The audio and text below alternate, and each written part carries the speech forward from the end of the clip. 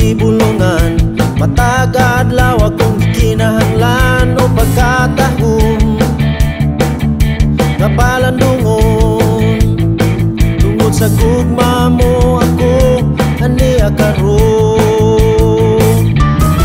Ang gugma mo o Diyos ikyo ditugan, way paglubad kay balaan man o pagkatahom nga palandungon.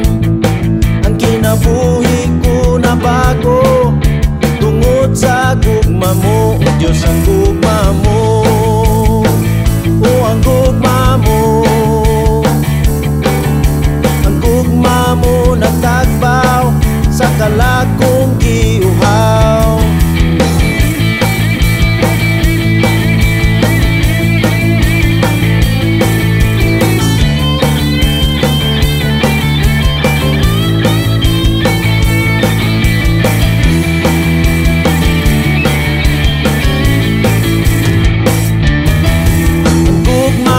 Diyos kahibulungan, matag adlaw akong gikinahanglan o pagkatahom nga palandungon.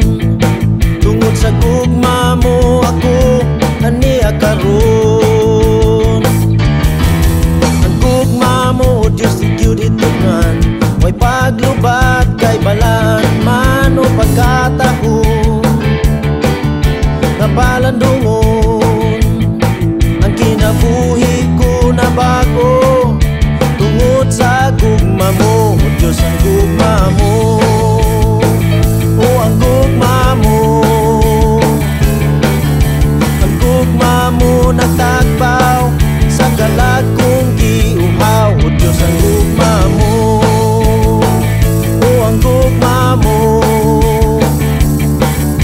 ang gugma mo nagtagbaw sa kalakong giuhaw.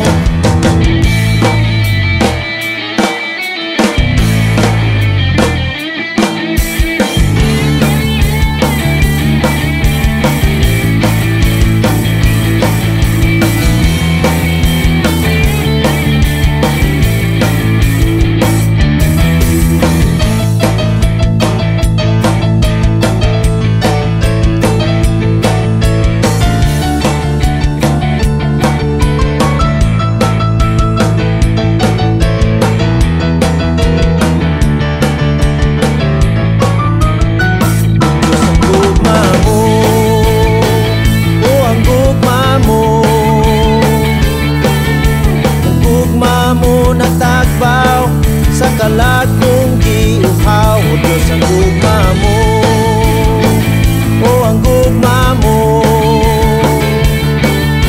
ang gugma mo nagtagbaw sa kalakong giuhaw.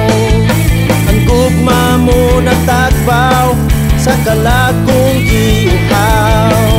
Ang gugma mo nagtagbaw sa kalakong giuhaw o Diyos. Ang gugma mo.